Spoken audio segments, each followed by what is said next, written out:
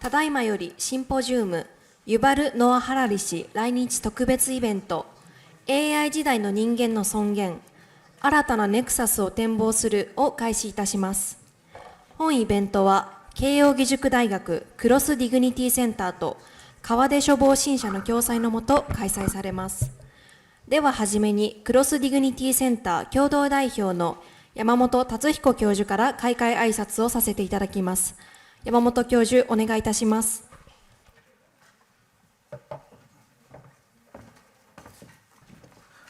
My name is Tatsuhiko Yamamoto, a professor of the Keio University Law School, teaching constitutional law. As I will mention later, I am also the co-director of the Keio Cross Dignity Center, which is a cross-disciplinary research center at Keio University. Today, to commemorate the publication of the new book, NEXUS, by the world-renowned historian Yuval Harari, we are going to hold a mini small symposium entitled Human and Dignity in the Age of AI, envisioning a new nexus. Mr. Harari, welcome to Keio University. We are very honored to have you here at Keio University today. In the current information network where AI is a new member, is the dignity of individuals or humans really being respected?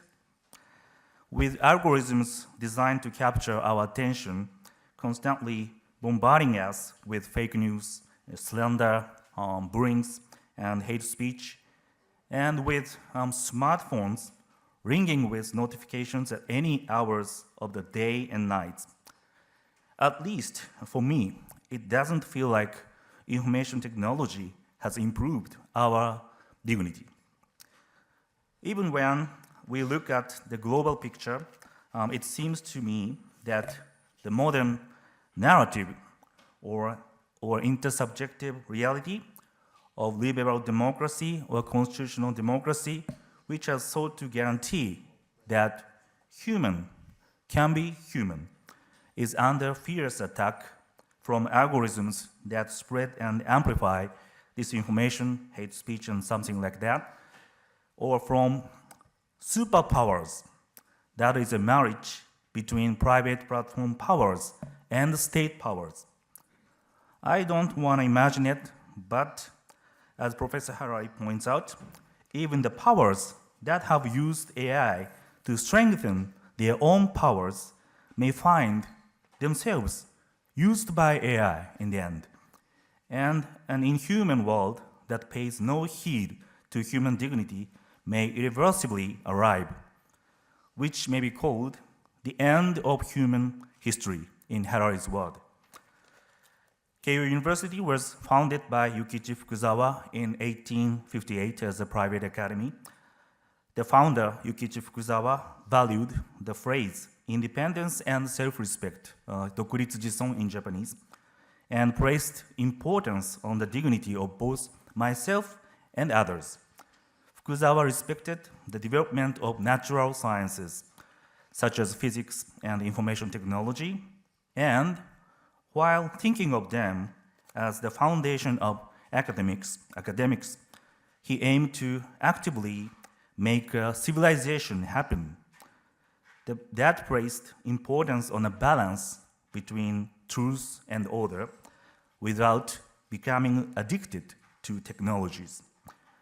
Last year, as the Keio University that Fukuzawa founded, the Cross Dignity Center was established as a cross-disciplinary research institute that fundamentally questions the meaning of dignity in the age of AI, where the boundaries, humans and machines, are melting away.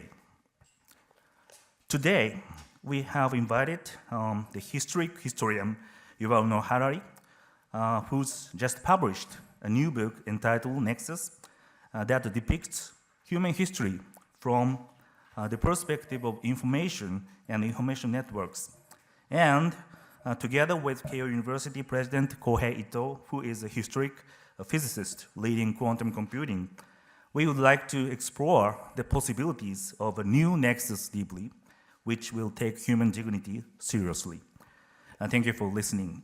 Okay, I'm going to hand over the microphone to Ito-san, and I'm willing to bet discussion between you will be really, really exciting. And that after the discussion, I will be taking questions from students. Thank you very much.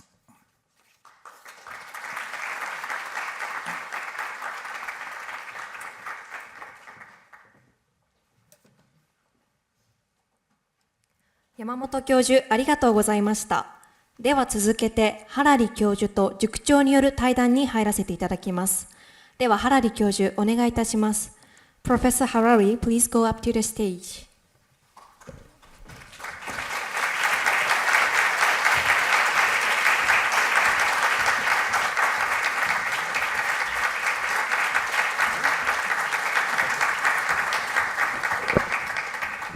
So, Yuval, thank you so much for coming to Keio University. Thank you for the invitation. It's an honor to be here. We only have 30 minutes, so I'm going to bombard you with questions. Absolutely. So first question to you. When I assumed the position of the president of Keio University, let's say 4 years ago, the university library set up a shelf displaying must-read books recommended by president. And your book, 21 Lessons, occupied the center of the shelf. Thank you. That was 6 years ago. You published your 21 Lessons. And there you mentioned 3 big global threats. 1, nuclear warfare, of course including Putin's Russia. And 2,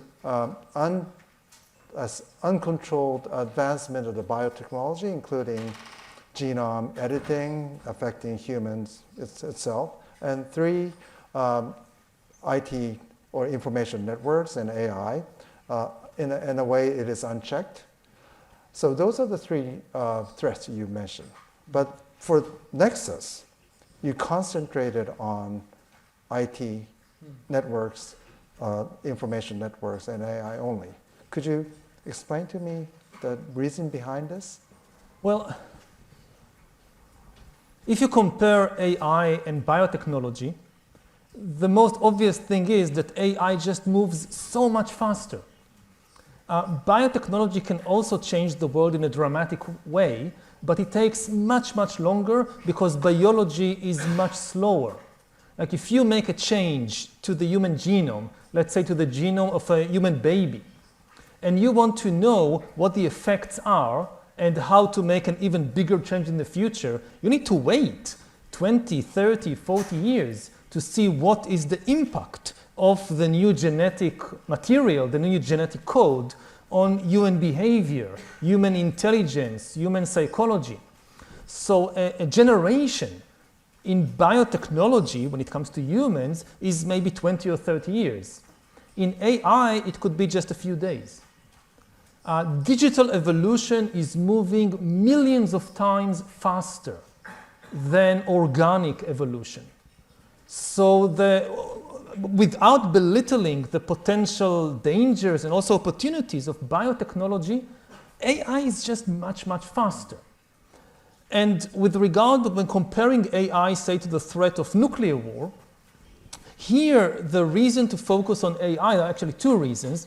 First of all, nuclear war has no upside. So it has no supporters. Right. Everybody, it's a huge, huge threat, especially in today's world, when we see that countries like Russia are just completely disregarding the biggest taboos of the international system. Since 1945, the biggest taboo of the international system was that a strong country cannot just invade and try to conquer and destroy a weaker country. And now this is broken. So the danger is huge, but at least everybody understands the danger. There are no winners in a nuclear war. With AI, it's a much more complicated challenge because there is a huge positive potential, and people find it very difficult to understand what the threats are. Ever since the bombing of Hiroshima and Nagasaki, it was at least clear to humans what is the danger of nuclear technology. You don't need long explanations.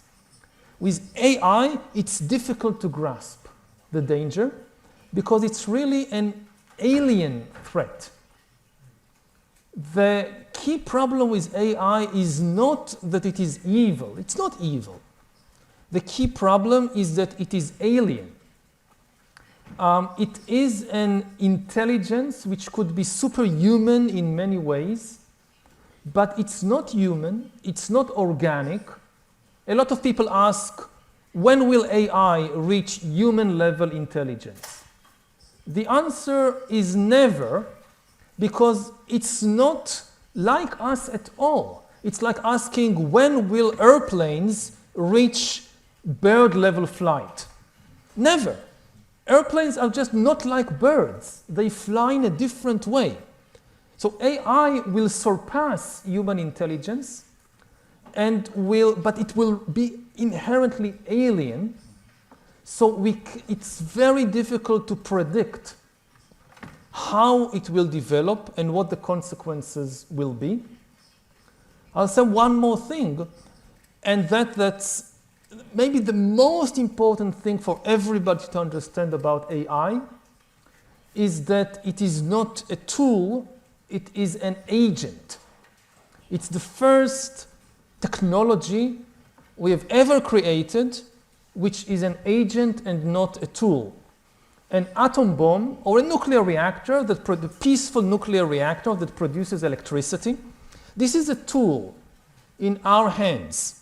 We decide what to do with it. Humans decide, we will use nuclear technology to produce electricity and not to destroy city. We make the decision. The reactor itself cannot make any decision. And of course, it cannot invent the next generation of reactors or of bombs. Only humans, until now, could make decisions and could invent new ideas. AI is the first technology that can do that without our help, without our intervention. AI can make decisions by itself. An AI weapon doesn't need human beings to tell it what to do. It can decide by itself what to bomb. And AI can even invent new weapons and new military strategies. It has, again, enormous positive potential. It can invent new medicines, new treatments for cancer. It has enormous negative potential. So this is why I chose to focus in this book only on the history of information technology, because I think at the present moment, it's the biggest challenge we face. Actually, in many ways, it's the biggest challenge that humanity faced in its history, because for thousands of years, we ruled the planet. Nothing on Earth could compete with us in intelligence, in the ability to invent new things. Now there is something on the planet, there is something on Earth, which very soon, maybe within a few years, will surpass us in intelligence, will be able to make decisions about our lives, will be able to invent new everything from medicines to weapons. And that's the biggest challenge. You just said that maybe in a few years, but as early as 2015, you published a book, Homo Deus, History of Tomorrow, or Future. There you also warned and actually concentrated on information technology, information networks. How is your thought right now compared to your thought, let's say 2015, when you wrote Homo Deus? It's been 10 years. Yeah, you started as a historian and medieval military experts, and now you're focusing on, information networks and AI. Could you compare these, your development in past 10 years? Yeah, I think 10 years ago when I wrote Homo Deus, all this talk about, very few people were talking about AI at the time. You had some people of course, in the computer science departments. You had people in the leading corporations, like Google and Microsoft, who already understood what was happening. And you had a few philosophers like Nick Bostrom, who published Superintelligence in 2014. But when I wrote Homo Deus, it felt like, oh, we are talking about something that maybe will happen in hundreds of years, some philosophical speculations with very little immediate practical implications for our lives. Now it's all around us, and the pace of development is simply astounding. Already back then there were people like Ray Kurzweil also, who said that there will be AGI, artificial general intelligence, able to surpass human beings in all fields, not just a narrow field like playing chess or driving a car, but in all fields, they say by the end of the 2020s, by 2029. And even to me, when I read what Ray Kurzweil wrote, I thought, oh, he's exaggerating. I can't be by 2029.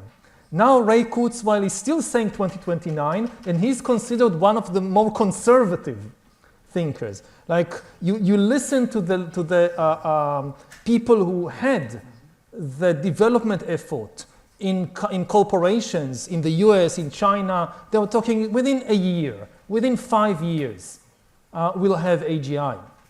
So it sped up dramatically.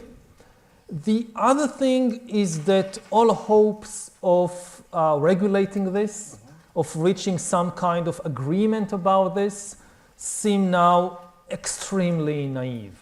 Certainly since the last US elections, I think really all hope of reaching a global agreement on how to manage the risk of AI development is gone.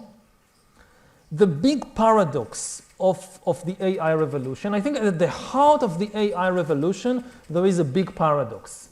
And it's a paradox of trust.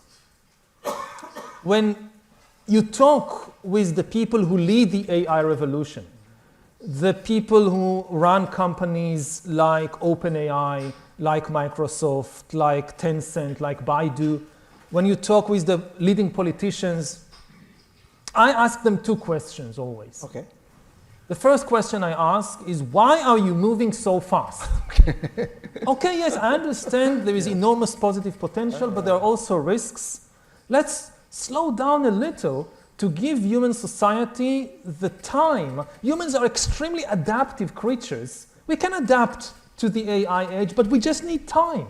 Just give us a bit more time. And they all say the same thing. We understand there are huge risks as big as human extinction. We understand this. We would like to slow down, but we can't. Because if we slow down and our competitors in the other company, in the other country, they don't slow down, they will win the race. And the most ruthless people will then dominate the world because they will have this wonderful technology, AI. So because we cannot trust the other humans, we must move faster. And then I ask the second question, do you think you could trust the super intelligent AIs you are developing? And they say yes. The same people who, like a minute ago, told me we cannot trust the other humans, suddenly they become extremely trustworthy, and they say, but we would be able to trust the AIs. And this is really on the border of insanity. Because, with humans, I understand why it's difficult to trust the other humans. But we have thousands of years of experience with other human beings. We understand their psychology, their motivation. We know a lot about the human craving for power, but we also understand the mechanisms to check the pursuit of power. And over thousands of years, humans have developed ways to learn to trust each other. And you now have, 10,000 years ago, or 100,000 years ago, humans lived in tiny bands of a few dozen individuals, couldn't trust anybody outside their band. Now you have nations like Japan with hundreds of millions of citizens that can trust each other. The global trade network connects all 8 billion people on the planet. The food we eat, the clothes we wear, the medicine that protect us is often produced by strangers on the other side of the planet. So yes, there's still a huge problem how to trust other people, but we have experience in doing that. We have zero experience with super intelligent AIs. We have no idea what kind of goals and tricks they might develop. We have no idea what happens when you have millions and millions of super intelligent AIs interacting with each other and with millions of human beings. AI is not one single big computer somewhere. It's going to be, think about it as a wave of immigration sweeping over the entire world. You now have all these populist parties that are so afraid of immigrants. Oh, the immigrants will come. The immigrants will take our jobs. The immigrants they have different ideas about culture. They will take over our country. They will change our culture. We are so afraid. AI is a wave of millions of alien immigrants that will take people's jobs, that will have very, very different ideas about how to run societies, that could take over countries.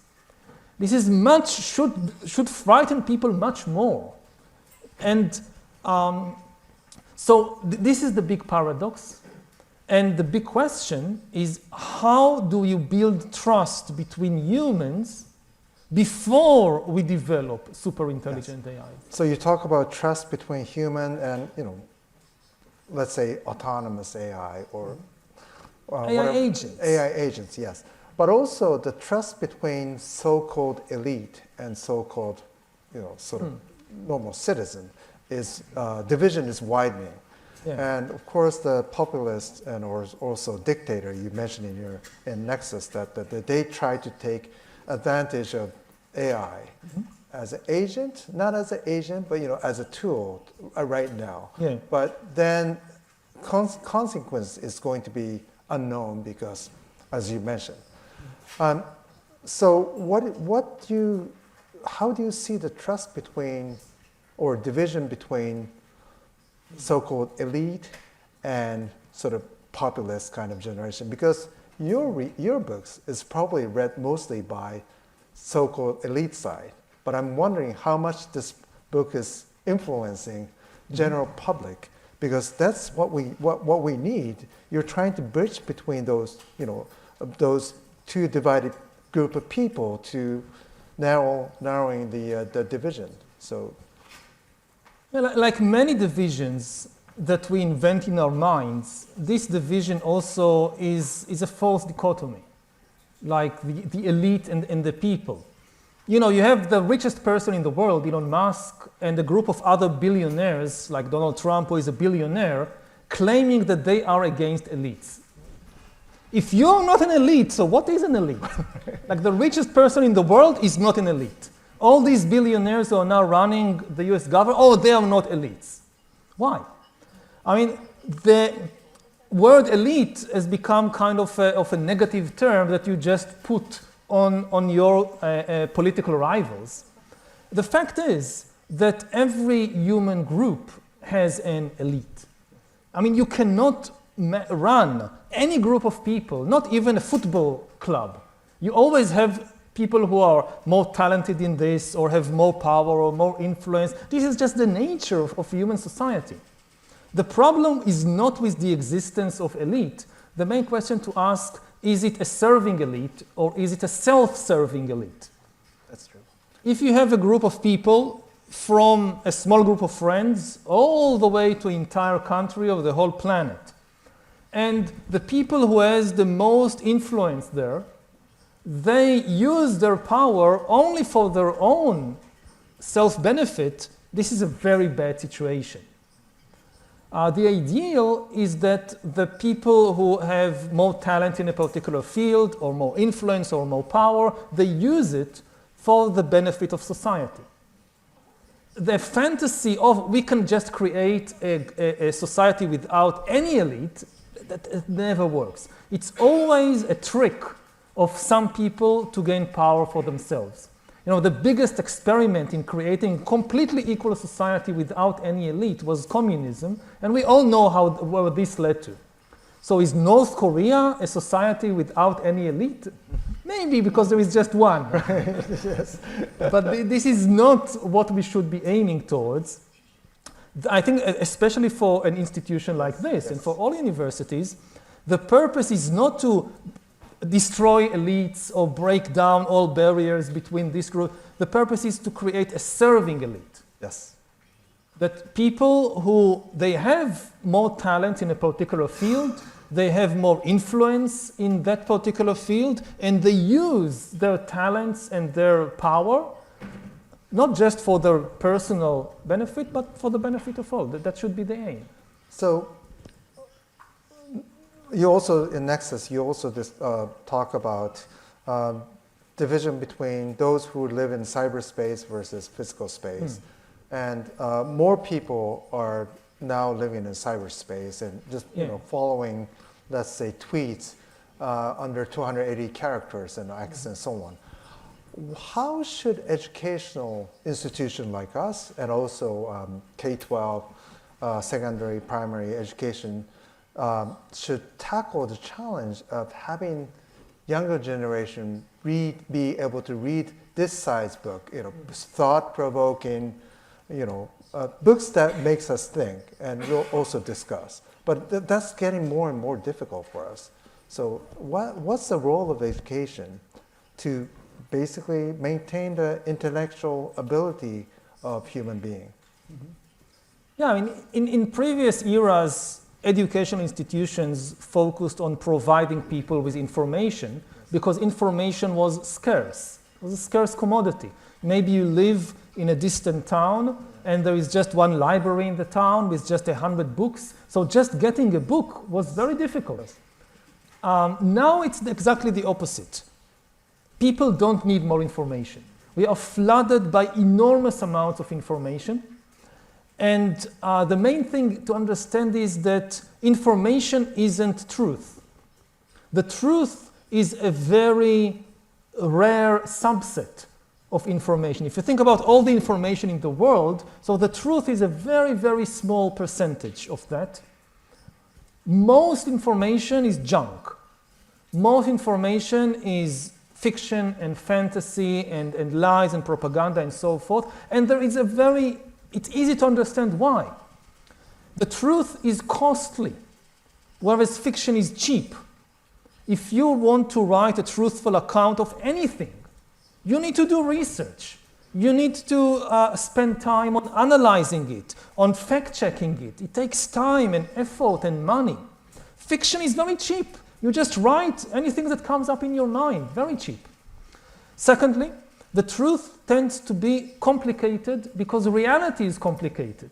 Like if you want to write an account about quantum physics, it's complicated. Whereas people usually don't like complicated narratives. They want simple stories. Yes. And again, fiction can be made as simple as you would like it to be because you just invent it. And finally, the truth is often painful. Not always, but some parts of reality are uncomfortable. From the level of individual, this is why people go to therapy, because if it was everything about me was so pleasant and fun, I wouldn't need a therapist to help me acknowledge the painful memories or painful patterns that I have inside myself. And this is true all the way to entire nations that often don't want to recognize some painful parts of their history or of their society. So the truth is sometimes painful. Fiction can be made as flattering as you would like it to be. So in this competition between costly and complicated and painful truth and cheap, simple, attractive fiction, fiction wins. And the world is flooded by enormous amounts of fiction. The job, the task of institutions like universities, like newspapers, is not just to provide people with more information. They have too much of it. To provide them with a method to find these rare gems of truth inside the ocean of information and to know how to tell the difference. So, as a historian, the main thing I teach my students in history class is not facts about the past. Oh, this king won that battle against that king in that year. They don't need me. They can just Google it. What they still need to learn in history department is how do I tell the difference between a reliable historical source and an unreliable source. A source may be something I just read today on the internet. How do I know if I can trust this TikTok video or not? A source can be something from the Middle Ages. You find a document from 1,000 years ago. How do you know the king wrote that he won this battle? How do you know whether to believe? Because people lied also 1,000 years ago, not just today. So that's the main question. And that's in every scientific discipline, of course, it's a bit different, but the key question is not about getting more information. It's about how do we tell the difference between reliable and unreliable information. The same thing in experiments, Yes. in physics or in chemistry. How do I know whether this experiment was ran correctly and I can trust the outcome, or there was some problem and I shouldn't trust it? You said truth can sometimes be painful. And indeed, reading NEXUS at least brought me, a wide variety of emotions. But at the same time, it gave me hope that it's not too late. And there's a, human nature that is, that can, ability to self-correct and also ability to cooperate, work together. If only we had time, I suppose, right? Before AI gets somewhere else. There should be a way for us to cope with this. And this is why, as Professor Yamamoto stated, we established a so-called Cross-Dignity Center, where we, humanity and also social science professors, academicians get together to tackle exactly that. So if you were a research scientist at our Cross-Dignity Center, oh, by the way, you're welcome to join us anytime. Thank you. What would be the research topic of yours? How to build trust between humans. I think that is the most urgent, because what we see now in the world is a collapse of human trust, exactly when we need it most. The biggest danger in the world still is not AI. It's the distrust between humans. If humans could trust each other and cooperate, we could still devise ways to develop AI in a safe way. It's the distrust between humans that make the AI revolution so dangerous. So I would focus on that. It's not too late to build enough trust between human beings to keep AI under control. And what would be your approach to tackle this challenge of, building trust? I think we need input, and this is why an interdisciplinary center is the ideal place to do it, because no single discipline can tackle this question by itself. You need input from biology and psychology, because we are still animals. You need to understand our animal inheritance. And you can learn a lot from how chimpanzees, for instance, build trust or fail to build trust between themselves to understand how humans function.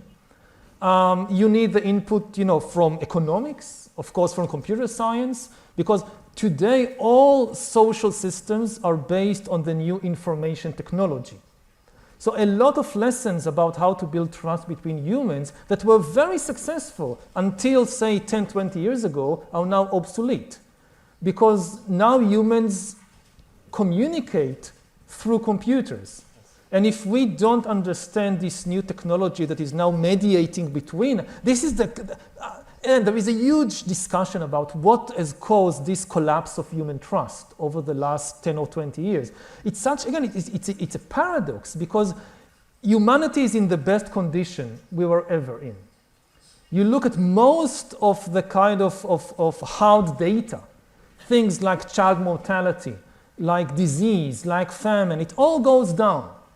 We are in the best situation ever, and yet people are so angry and so frustrated and can't talk with each other. What happened? What happened is that a new technology came between humans. And now most human communication is mediated by a non-human agent, which is creating havoc in the world. So to rebuild trust, we can't go back. We can't say, okay, let's just throw away all the smartphones and computers. It won't work. So we need to relearn how to build trust between masses of people with this mediation of information technology. Your book is so readable. It's very different from academic writing, so to say. Do you do this intentionally? Absolutely. I mean, I see my job as building a bridge between the world of academic studies, where mostly experts talk with other experts in a language that is very difficult for lay people without academic background to access. So I try to take the most up-to-date theories and models and findings of the academic and scientific community and relay it, explain it in a way that will be easily accessible, say, even to high school students or to any person who wants to understand what is this AI revolution. I never studied computers. I don't want to have all these graphs and equations. Can I understand in a simple language what is the AI revolution and what is the history of information? So this was the aim of writing the book. And how do you feel that your effort is penetrating into cyberspace, those who live in cyberspace? It's very difficult to know. I mean, you write a book, you release it to the world. Yeah. What impact it will actually have on people, very difficult to know. We have, I mean, one of the things that helps the book is that it's not only me. My husband and I established a social impact company at the same time that 10 years ago that Homo Deus was published. And I'm in charge of writing the books, and he is in charge of all the business side. And we have a team of 20 people working for us. One of them is here in Tokyo. And with social media accounts and trying to take the ideas of the book and translate them into more and more media so they could reach more and more people. And whether this will be enough, we don't know. I mean, we feel that each person has some little agency in the world. We try to do what we can and trust other people to do what they can. Yes. Nobody can carry the entire world just on their shoulders. If enough people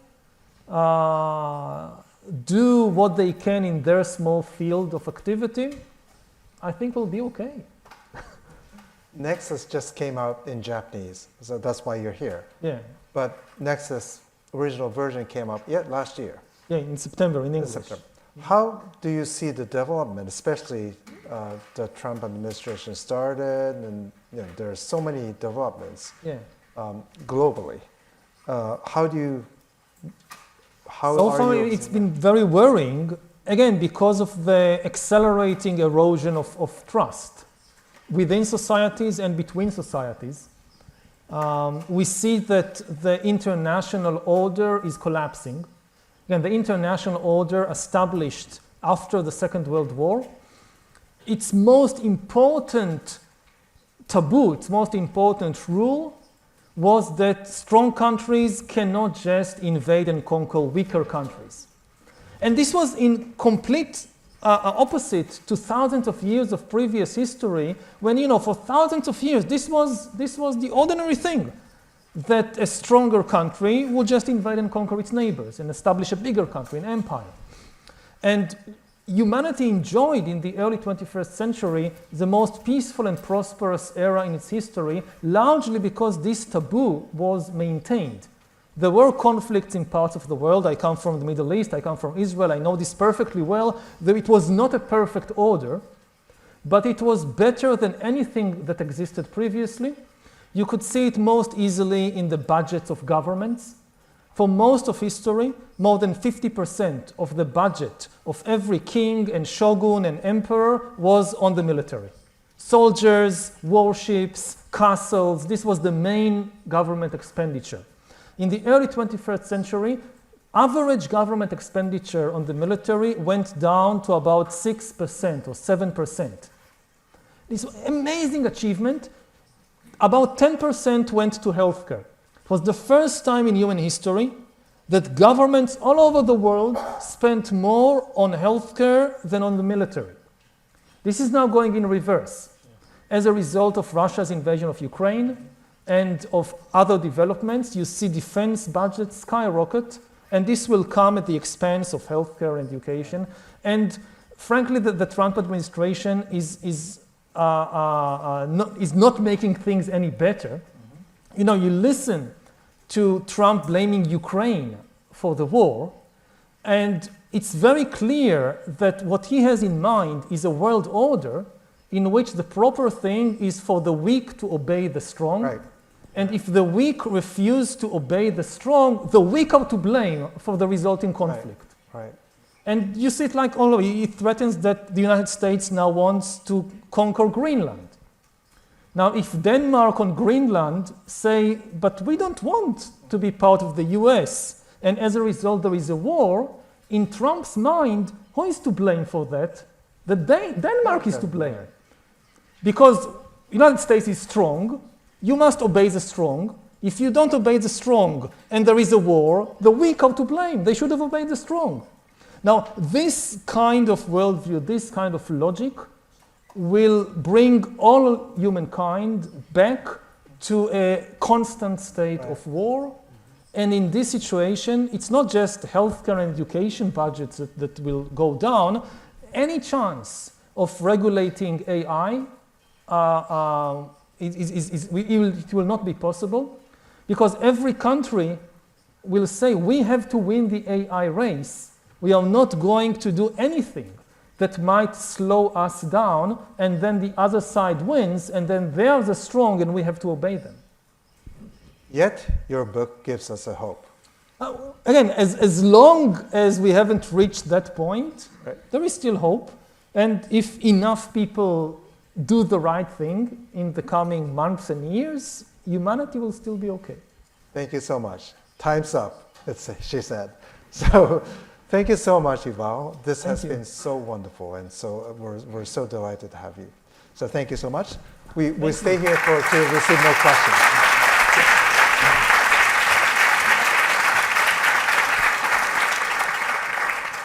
Harari 教授、塾長ありがとうございました。Thank you, Professor Harari and President. では続けて、塾生との質疑応答の時間に入らせていただきます。Thank you for great discussion. I was really impressed as a co-director of the Cross Dignity Center. Now I'm thinking about a new project in the Cross Dignity Center, which is related to how to trust human beings. Thank you very much. So I'm going to speak in Japanese for Japanese students and Japanese reporters. And due to editing issues of news organizations, so I'd like you to ask a question in Japanese. Okay. Yeah, I know you students can speak English fluently, but editing issue. Thank you. Okay. じゃあ日本語喋ります。ご質問、いろいろ学生じゃない方もたくさん来ていただいていますけれども、今回この後学生との対話の時間にしたいと思っておりますので、学生からの質問を受け付けたいと思います。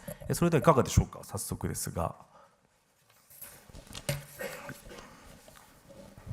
じゃあ、そちらの方お願いできますか。はい、すみません。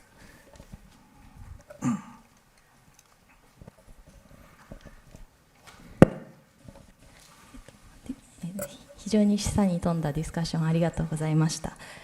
2点質問させていただきたいんですけれども、まず1点目が、先ほどおっしゃられていたようにAI がこう台頭して AI が独自にこうネットワークを築く一方で人間の間では非常にこう深刻な分裂が生じているっていう現状認識をされていて、私もそれは非常に同意するところであります。でそのそういった状態においてAI を通したりアルゴリズムを通してこう会話をすることによってより分裂がこう深まっていっていると思うんですけれども、それによってこう我々がこれまで広く共有していたナラティブもこう分裂していっているように思います。でそうしたこう分裂した状況の中でサピエンス全史以降ハラリさんが繰り返し論ってきたこうサピエンスの特有のその集団性をこう確立して維持する役割を果たしてきたこう共同主観的現実というのはこう今後の社会においてどのような役割を果たすと考えているでしょうか。お聞かせください。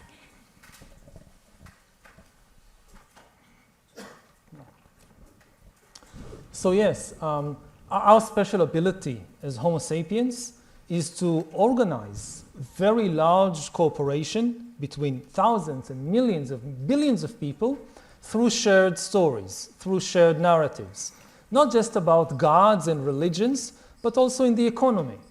Like the most successful story ever invented is probably money. That it's the only story that everybody believes. Not everybody believes in God, in this God or that God, but even people who completely disagree about other things. You know, you look at the United States, Republicans and Democrats cannot agree about anything except the dollar. If a Republican comes with a dollar, the Democrat will accept it and sell whatever it is, bread or gasoline, and vice versa. This is now under threat with cryptocurrency. Yes. Because there are the people who say, we don't want the dollar, we want crypto. And this is a very important indication because dollar is human currency. It's produced by human institutions like banks. Crypto, like Bitcoin, Ethereum, and so forth, is a post-human currency produced by algorithms. The people who say, I don't trust dollar, I trust Bitcoin, what they actually say is, I don't trust humans, I trust algorithms. I don't trust the humans who run the banks. I prefer to trust the algorithms who run the cryptocurrency networks. Now, and this you see in more and more areas. Also, you talked about bureaucracy earlier. So you see at the same time that Elon Musk and Donald Trump, they are firing tens of thousands of human bureaucrats, but they are not really against bureaucracy because they simply replace them with digital bureaucrats, with algorithms. And this is the shift in power from humans to algorithms. When it comes to stories, this is where social media is most relevant. That previously all the stories that circulated in the world, they came from the human mind, and it was human editors who decided what stories will dominate the conversation. Like you have a newspaper or you have a TV station, so you have a human editor going over all the stories that were published today and say, oh, this is the most important story, we'll publish this on the front page. And everybody reads this and talk about it. Now this job too is done by an algorithm. If you ask who are the most important editors in the world right now, they are the editors of TikTok and Facebook and Twitter, and they are not human. They are algorithms. So the stories are being produced by and spread by non-human intelligence to maintain human trust and cooperation. I think that it's not a complete solution, of course, but the first and simplest thing every government should do is pass a law banning fake humans, banning counterfeit humans. The same way there is a law that bans counterfeit money. You cannot just print yens and pretend this is real. No, you can't. Same thing with human beings. Until today, you couldn't create fake humans. Now you can. Bots can pretend to be humans. Much of the traffic in places like TikTok and like X Twitter is run by bots that pretend to be human beings. So the first and simplest step to take, have a very strict law. You cannot fake humans. AIs are welcome to talk with us on condition that they identify as an AI. If somebody tries to fake humans, or if a platform doesn't take action against fake humans, they should go to jail. The same way that if somebody has a printing press or print shop and people there try to print yens, what will happen to the owner of the print shop? He goes to jail. It should be the same thing, even worse, with trying to fake humans. Thank you. 追加で何かありますか？すいません。2点目なんですけど、それこそ、今その偽情報とかがこう流通している一方で、その今先ほどおっしゃられたその人間間の信頼をこう回復するというか確立するためのルールというものもおそらくフィクションであると思うんですが、そしてそのネクサスにおいてもそのフィクションによる秩序の安定とその真実の追求のバランスが重要であるというふうにおっしゃっていたと思いますが、その真実の追求によって修正されるべきフィクション、そのフェイクニュースのようなフィクションとその維持されるべき社会の安定化に寄与するようなフィクションの区別というのはいかにできるというふうに考えておられるかお聞かせください。お願いします。When it comes to fake news and disinformation and all that, we need to differentiate between freedom of speech and freedom of information. Freedom of speech is given to human beings. It's a human right, a very important human right, which should be protected. Whether it is here in this hall, whether it is on TikTok or Facebook or anywhere else, human beings, except in extreme situations, should have the right to express their views without fear of being punished for it. This should be protected. Freedom of information is something very different. It's a new right which is given not to human beings, it's given to AIs and algorithms and bots. When a lot of the social media giants, they intentionally confuse the two rights. The problem on social media is not that human beings invent lies. Human beings have been inventing lies for thousands of years. Except in extreme circumstances, they should not be punished. But the problem is that then you have an algorithm that decides to deliberately spread lies and hate and so forth. And this should be stopped, and this should be punished. Again, it's not if I'm a user on YouTube and I created a fake news video, I should not be punished for it. But if I'm the company and I deliberately recommend and play this hate-filled conspiracy theory to millions of people because I make money out of it, this should be punished. And this is not protected by freedom of speech because this is done by algorithms, and algorithms don't have rights. They don't have a right to spread lies. It is the job of the social media companies, the same way it's the job of newspapers and TV stations, before they disseminate something, to make sure that it is the truth and it is not some hate-filled lies. はい、ありがとうございます。ありがとうございました。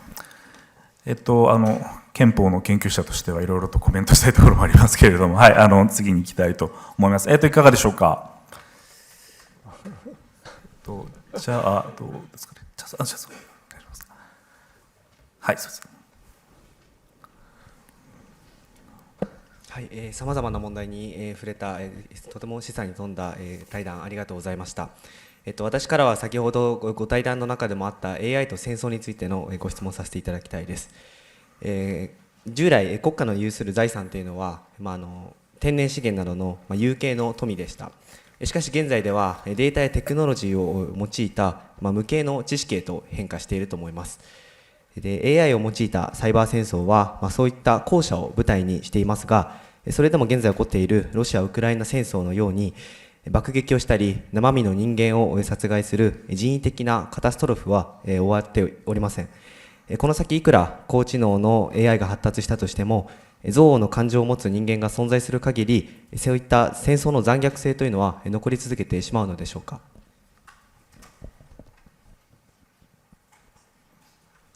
Yeah, I mean, the physical world is still there. I mean, none of the development of information technology abolishes the physical world. It's another layer built on top of it. This has been, if you go back thousands of years, so all the information created by humans, whether it's laws and constitutions, whether it's religion, whether it's money, it did not replace or abolish the physical and biological reality. People still have bodies, they need to eat, they need clean water, but all this additional layer of stories, it enabled people to create things like trade networks that changed the way we get food. Like 100,000 years ago, you're hungry, you go to the forest, to the savannah, to the sea, you fish, you hunt, you gather fruits, you eat. Now, very few people do that. Almost everybody depends on a global trade network which is managed by information in order to get their food. So the same is likely to happen with AI, whether it's in peace or in war. War ultimately is still about killing people. But the way it is done is changing. What we saw in recent wars, not just in the Russian invasion of Ukraine, also I know it more from the war in my country between Israelis and Palestinians.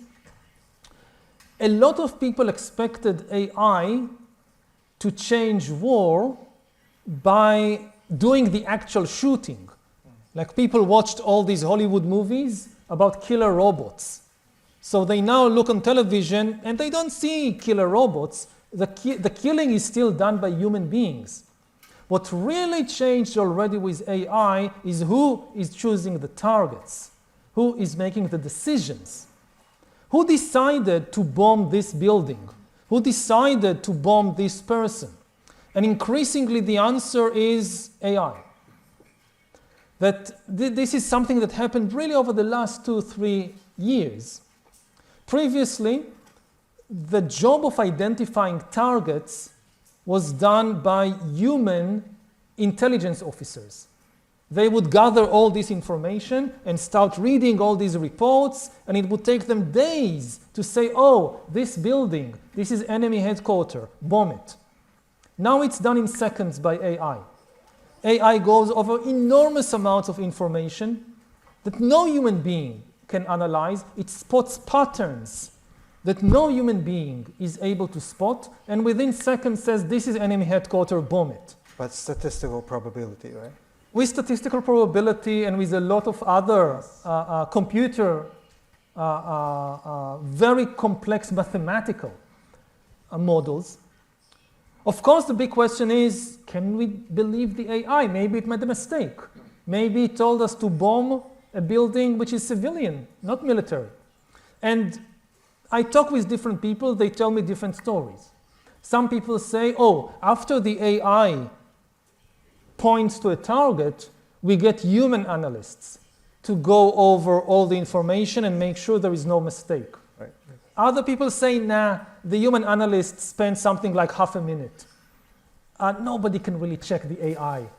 It goes over so many data points. So basically, they'll just rubber stamp. and the one making the decision is AI. Now, I don't know, probably it's sometimes like this, sometimes like this, but looking to the future, 5 years, 10 years in the future, it's very clear what the trend is. That increasingly the AI will be making the key decisions in warfare, and this is, of course, a very dangerous development. Thank you. いかがでしょうか。じゃあすみません。すみません。なんか全員やってられないとは思うんですが、すみません。私からは反科学主義の思想についての質問をさせていただきたいと思っています。ホモデウスの文庫版の寄稿においても、ハラリ先生がおっしゃられていたように、コロナウイルスのワクチンの開発がとても大きなテクノロジーの発展だったとおっしゃっていました。それに対して反ワクチン派の思想や、それは陰謀論であるといった思想も多く見受けられました。それはフェイクニュースの話でもあると思うのですが、人類がこれまでやってきたような科学的に対する抵抗とか反発が見受けられるようなものでもあると思います。ハラリ先生がおっしゃっている AI が統制する世の中に対しても同じような反発が起きると思うのですが、そのような反科学的な思想に対してどのような具体的影響が得られるか、またそれに対してどのような対策を講じるべきかお聞かせいただきたいです。お願いします。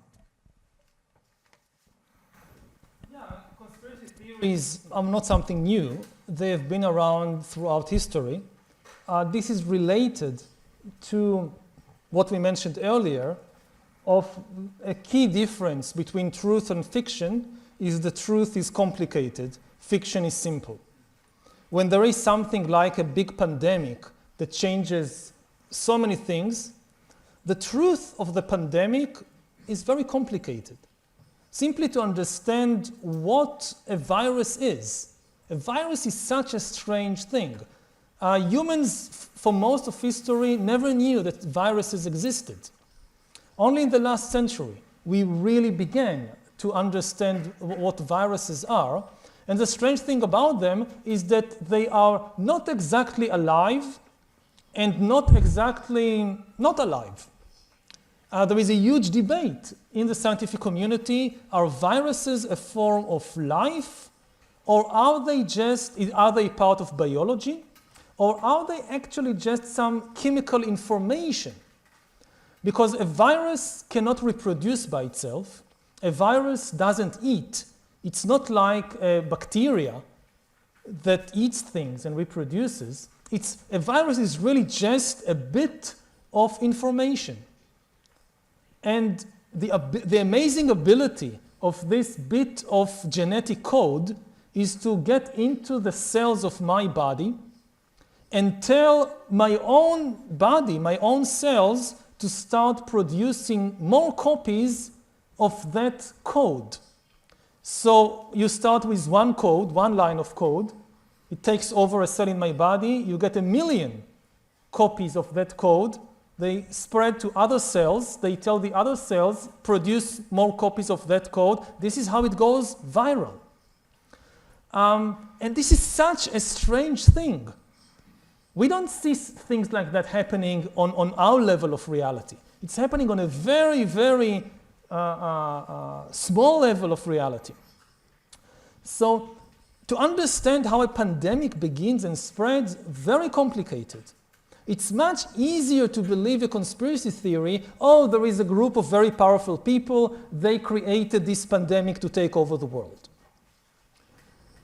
The one thing I can say as a historian is that these types of conspiracies are always wrong for the simple reason the world is too complicated for any small number of people to really understand it and manipulate it. The level of manipulation that conspiracy theories usually assume is completely unrealistic. You look at how governments, even if you have a government with all the power of a government that tries to do something, very often it fails. Like, I don't know, the Americans decide to invade Iraq.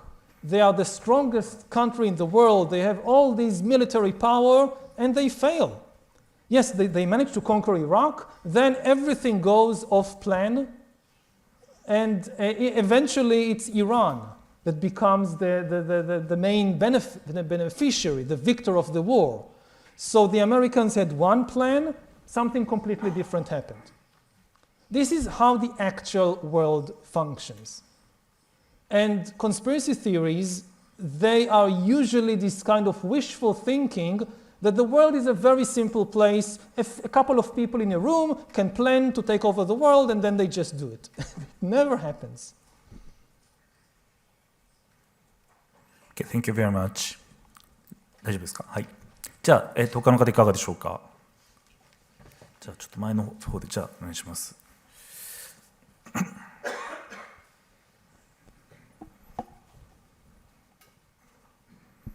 はじめまして。私からはAI と娯楽、人間の娯楽についてお聞きしたいです。そもそも今の社会ってSNS が発達していて、YouTube だったり X だったり TikTok だったりそういうのを見て人間が楽しさを得る社会じゃないですか。でそんな中でハラリ先生もおっしゃってるように人間がエリートと非エリートでより格差が拡大してしまう。で私としてはそのエリートと非エリートでなんか娯楽の形がより変化していってしまうのではないかなと思ったんですけど、ハラリー先生は今後の娯楽とか楽しみの形と意義、それはどう変化していくとお考えでしょうか？ Can you just say what will exactly change? ハラリ先生は今後の娯楽の、形、そして意義がどう変化するとお考えか。And we don't know, we can't predict, but it's very clear that more and more both the form and the content of entertainment will come from AI and not from human beings. Previously in history, all entertainment, whether it's poetry or theater, television, movies, everything came out of the human mind, of the human imagination. Now we have something on the planet that is capable of producing such things, perhaps certainly far more cheaply than human beings and far more efficiently, and also break out of the limitations of the human imagination. Because the human imagination is limited by the human brain, by our own biological limitations. AI isn't. So to take an example from a slightly different area, like the game of Go, in 2016 there was this very famous game between AlphaGo, an AI, and Lee Sedol, one of the Go world champion. And AlphaGo won. It was one of the decisive moments in the AI revolution. But the amazing thing about the game wasn't just that AlphaGo defeated the human world champion, it's the way he did it. It came up with strategies that were completely alien.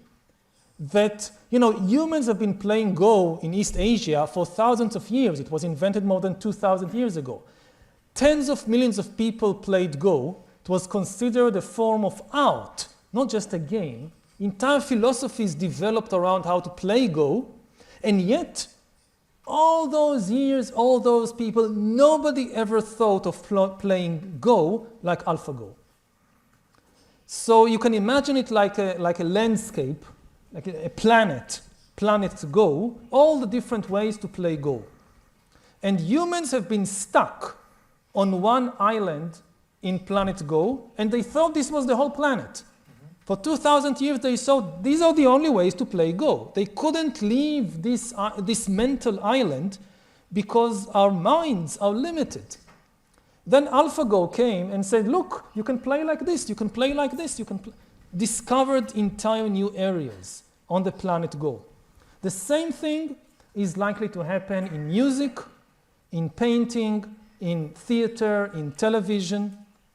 It's already happening. So many people are now playing with using AI to create videos. And this is just the very beginning of the process. If you think the AIs of today are sophisticated, it's nothing compared to what we will have in 10 years. So, like other fields, also at entertainment will change completely. And it's impossible to predict in what ways, because, and this is the nature of AI, is that it's an alien form of intelligence. So human intelligence cannot predict what the alien intelligence will do. If you can predict everything the AI is going to do, it's not an AI. It's just some automatic machine. Like if you have a coffee machine and you can predict everything the coffee machine will do, I press this button, it makes espresso. This is an automatic machine. It is not an AI. When is it an AI? When you press a button, or you don't even press any button, you just approach the machine, and the machine tells you, hey, I just invented this morning a new drink that I think you would like better than coffee, and I made you a cup. Then it's an AI. Thank you. じゃあ他いかがでしょうか。じゃあそこの方とかいかがでしょう。はい、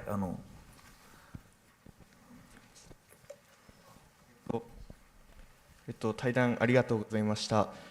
私は、AI が、ある、社会の中で人間が、どのように合意を取っていくかっていうことについて、ご質問したいんですけれども、まず、AI っていうものは、人間が使用するインターネットの、利便性というものをとても高めていると思います。で、そういうふうになっていくと、人間と先ほどもお話しされていたようなそのエリートとそうでない人との、その隔絶っていうものがとても大きくなっていって、それとともにやっぱり価値観の多様化っていうものも大きくなっていくと思います。そうすると先ほどもおっしゃられていたようなその正しい情報っていうのが必ずしも出回るようにはなくなってしまっていって、その正しい情報を知っている人っていうのがその数的なマジョリティになり得ないっていう状態がかなり主流になっていくんじゃないかっていうふうに考えてはいるんですけれども、そういった社会の中で人間はどのように合意を取っていくべきだとお考えですか。お聞かせください。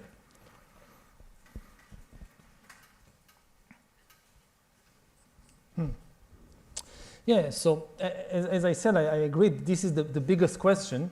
How to reach agreement between humans in an era when communication between humans is being twisted and manipulated by the new information technology. I don't know. That's, and I was asked earlier, what is the research project? If I knew the answer, no need of research project, because we already have the answer. I think one of the most important thing in science is to admit ignorance. For me, the scientific revolution, looking back in history, was a revolution of ignorance, not of knowledge. Before science, every human group, every human culture said, we already know everything. Everything is in the holy books, or our holy men and sometimes holy women know everything. No need of new research. The scientific revolution was about people coming and saying, we don't know. We really want to know this, the answer to this question, and we don't know what it is. Oh, so we need to do research. And this is still the case right now. So again, if you ask me what is the most important research subject, not just for the research center here, but generally, I would say this is the research subject. It's and to like really kind of focus it, it's not a general question about how to establish trust between humans. It's how to establish trust between humans when they mostly communicate through this new technology of the digital infrastructure, of computers and social media and AI, and everything we thought we learned about building trust over thousands of years is coming into question. And we need more scientists, more scholars, more researchers focusing on that issue. I think Professor Yamamoto and his colleagues will conduct this as a Yuval Harari project within the center. So you're welcome to join the center. Yes, please. じゃあ他いかがでしょうか。じゃあちょっと真ん中のそちらの方お願いできますか。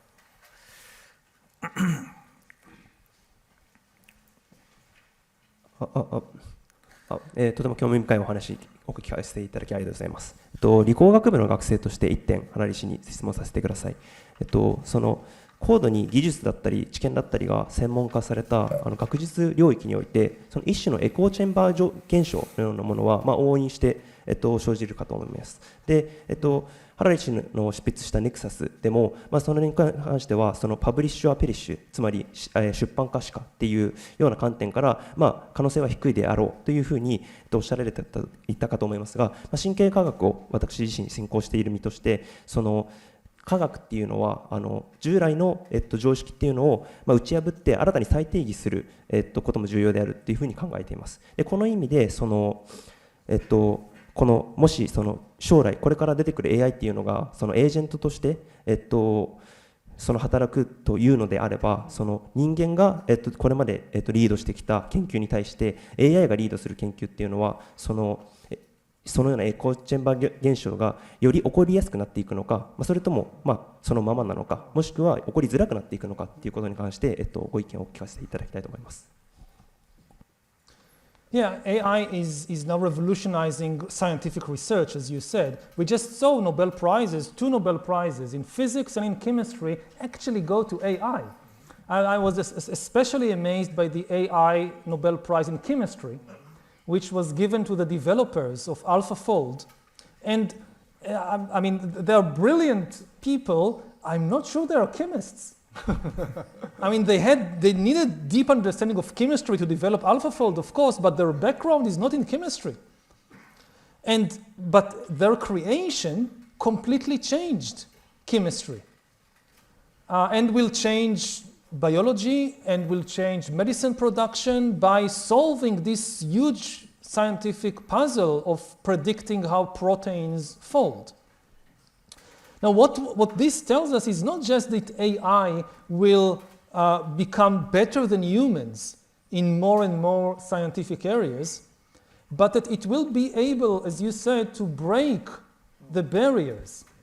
Humans have a limited capacity. Like I study history for many years, I don't have time to study physics deeply or to study chemistry deeply. This is why we have this division in the university. This is the physics department, this is history department. You can't do both. For AI, there is no limitation like that. So in a way, AI could bring a much more holistic approach to science. Maybe not AlphaFold, maybe not the AI of today, but the AI of 10 years from now. You can have an AI network which understands very deeply chemistry and economics and history and can combine data and models from all these very different disciplines. And it will, the question then becomes, so what would be the role of humans in such a situation? And again, we don't know. I mean, given the pace of development and the potential, it's not clear. What would be still, what could humans contribute to research in 10 or 20 years? Thank you very much. じゃあすみません、時間そろそろ来ているのですが、最後の質問にしたいと思いますが、じゃあそちらの方でいかがですか。ちょっとはい。じゃあ一つだけにしていただければと思います。はい、わかりました。僕からは、コンピューター間のインターサブジェクティブリアリティについて、質問させていただきたいと思います。NEXUS の中でコンピューターの間のインターサブジェクティブリアリティ、あるいはコンピューターと我々の間のインターサブジェクティブリアリティっていうのが今後増えていくと書かれていたと思います。で、そうした現実は私たちにとってはとても複雑で、そして異質であるがゆえにとても理解しづらいものであるになると予想されていました。しかし、それがたとえ異質であるからといっても、あるいは異質であるがゆえに私たちはそれを理解するように、努力し続けると、僕は思いますし、そうした理解しようとする鋭意こそがその AI の暴走を食い止めるというか、その手段の一つになり得ると思っています。で、その歴史を振り返ったときに、そのネクサスの中にもありましたが、例えば聖書にするとか、あるいはそうした書物にする、あるいはその神様の像を作るであるとか、聖人のイコンを作るであるとか、物化すると、現実を物化するというのが、そういったその現実を多くの人が理解しやすくするような手段の一つであると思っていますし、それは現在でもそのディズニーランドでミッキーマウスの着ぐるみが動いているっていうのは、その特に子どもたちにとってはその架空のキャラクターが現実にあるんだというその現実性っていうのを分かりやすく示す手段の一つだと思います。で、そうした中でそうした観点で見るときにコンピューター間のインターサブジェクトリアリティといったものをそのビジブルでタンジブルな形に表現するためには、どういった手段があるだろうとお考えになられますか。Yeah, I'm afraid I again have to say that I don't really know that this is again one of these frontiers of knowledge and research which we should invest in. Maybe I take an example now from economics. I talked earlier about money being the most successful story ever invented. Money is not an objective reality. It has no objective value. You can't eat it. Most money in the world is not even coins and paper notes. It's just information in computers. But money is now undergoing a revolution with the rise of cryptocurrencies.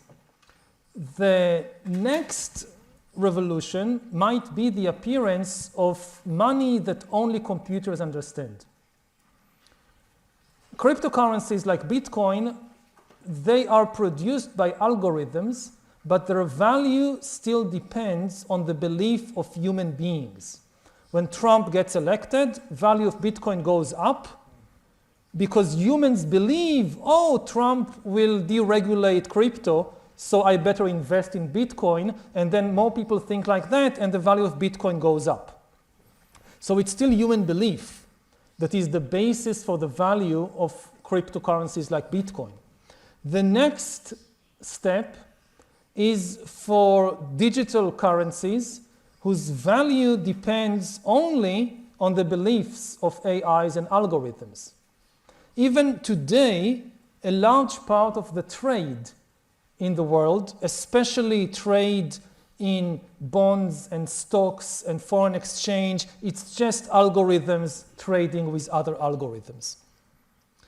And especially if humans deregulate the financial markets, which is what the Trump administration is all about, so we are likely to see new financial devices, new kinds of money, which only AIs understand, and AIs trade with other AIs.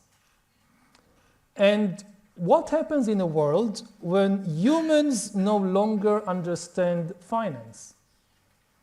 This can happen in 10 years or so. Like, think about it think about horses and money. People have been buying and selling horses for money for thousands of years, but the horses never understood what was happening. The horse could see that, say, one samurai is giving some piece of shiny metal to a merchant and gets me, the horse, in return. But what was happening there? What is this worthless piece of metal? The horses never understood money. Only humans understood them, which is why we control the horses and not vice versa. In 10 years, our life could be managed by financial transactions between algorithms that we can't understand. That whether we get a loan to buy a house will be decided by algorithms talking with algorithms in a financial language which is unintelligible to human beings. Not because we didn't go to college or but simply because it's mathematically, the algorithms can have mathematical models of the economy which are too complicated for the organic human brain. What is the meaning, say, for democracies if not even the prime minister or the finance minister understand finance anymore? There is a financial crisis, but no human being understands why there is a financial crisis and what can be done about it. And it's not just a problem for democracies, also for dictatorships. The biggest fear of every dictator in history is to have a subordinate that becomes more powerful than me. Like if you're Putin or if you're Kim, your biggest fear, the thing that keeps you up at night, is maybe the defense minister is plotting against me. Maybe some army general will have a coup and kill me, take my place. That's the biggest fear. And so for them, if AI becomes so powerful that I can no longer understand the AI, it's a threat even to human dictators. So this is a kind of intersubjective computer reality which we are likely to see very soon, especially if we deregulate financial markets. Again, the same way that a government can have a law, no fake humans, AIs can't pretend to be humans. Governments can also regulate financial markets. No, all financial devices that are tradable in the market must be vetted by humans. We don't allow. But with the current trend, we are likely to see a post-human financial system very soon. And if there is a big financial crisis in the post-human financial system, the humans will suffer greatly. Thank you very much. それはちょっと時間が来ましたので、学生からのご質問はここまでとしたいと思います。今日は慶應義塾の一貫校の生徒さんたちも学生さんいらっしゃったということですけど、おそらく当てられなかったのではないかなというふうに思っています。お詫びを申し上げたいというふうに思います。それではですね、ここで質疑応答、それから今日のシンポジウムはここまでとしたいと思います。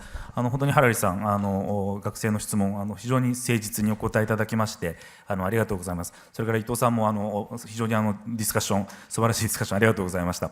じゃあお二人に盛大な拍手をお願いいたします。Thank you.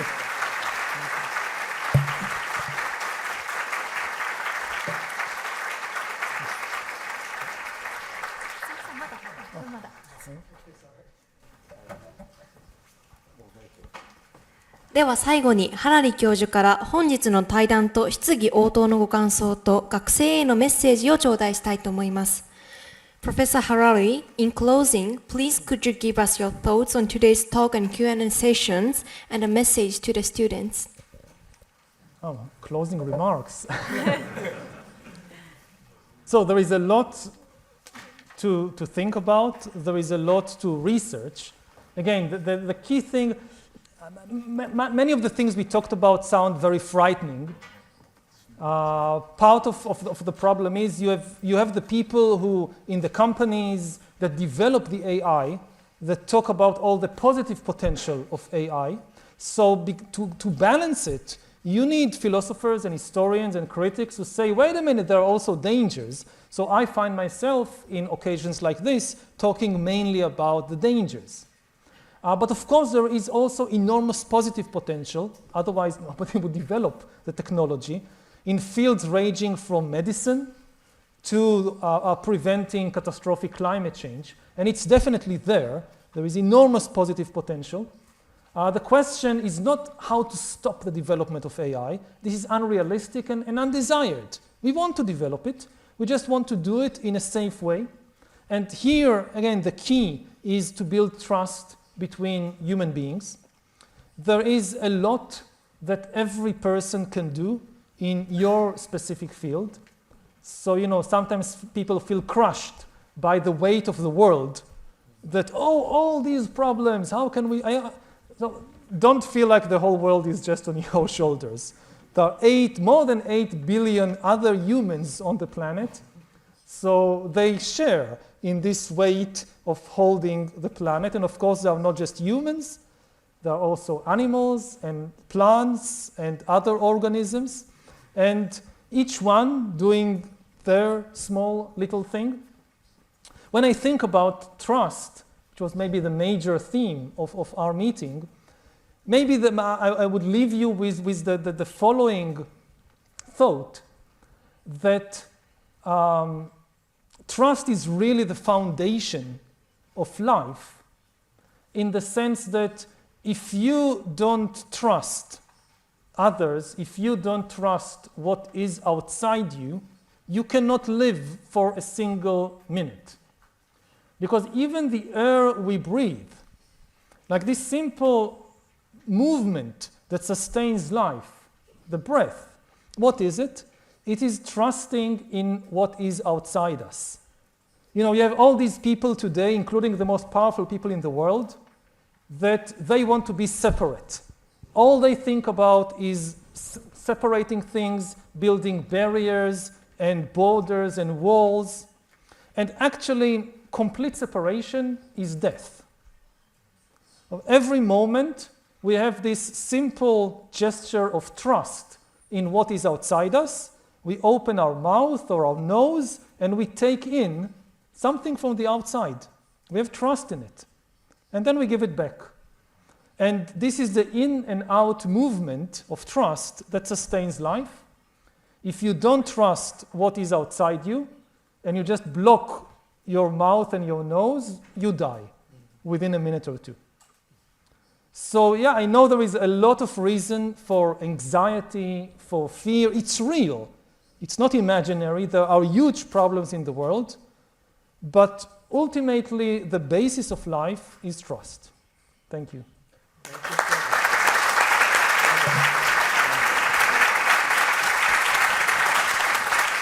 Thank you, Professor Harari. We'd like to once again thank you, Professor Harari, for joining us and sharing your valuable insight. It was a great pleasure to have you with us today. 最後に今回来日してくださったハラリ教授に改めて大きな拍手をお願いいたします。Thank you very much. Thank you.